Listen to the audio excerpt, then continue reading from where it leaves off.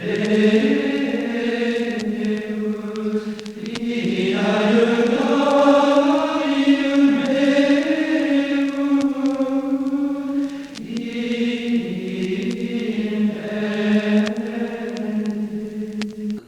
de la restauration du chant grégorien par Solesmes, la théorie de Don Mocro, la théorie rythmique de Don Mocro, a été basée sur une sorte de découpage de la mélodie en durée binaire et ternaire.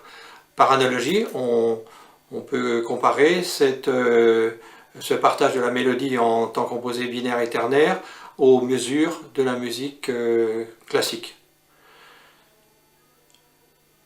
Toute la pédagogie de Don Mocro et Don Gageard a été construite sur ce principe de binaire et ternaire, et ça a très bien fonctionné pendant 70 ans dans les différentes paroisses. La pédagogie en question était très efficace pour les différentes chorales, quel que soit leur niveau. Et à partir de 1960 ou peut-être un petit peu plus tard, une nouvelle théorie a été développée par Solesmes qui prenait le contre-pied de cette division de la mélodie en petites cellules rythmiques qu'on appelle des mesures dans la musique classique. Et cette nouvelle théorie s'appuyait sur ce qui était marqué dans les manuscrits, et effectivement dans les manuscrits on ne voit pas de mesures marquées, il y a des nœuds mais il n'y a pas cette division en petites cellules rythmiques binaires ternaires. Donc dans les années 60, il y a eu toute une offensive pour, je dirais, prendre le contre-pied de ce qui avait été enseigné avant et pour enseigner autre chose. J'ai pas mal travaillé sur la question et je me suis aperçu, en consultant de bons auteurs, que le rythme binaire et le rythme ternaire, mais surtout le rythme binaire, faisait partie de l'être humain, était naturel à l'être humain, par la marche, par les gestes des deux bras, par l'ensemble de sa structure, les oreilles, les yeux, etc. Tout est binaire.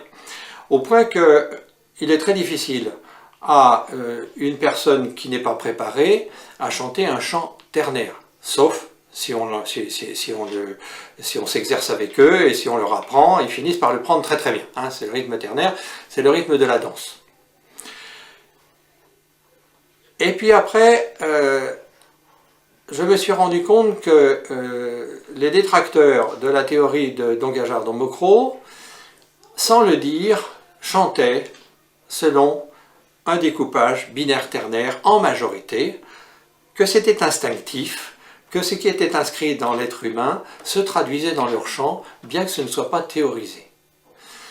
Donc on est en train, nous, de rétablir un petit peu la réputation et de remettre en place la pédagogie de Don Mocro, Don Gageard, pour que nos chanteurs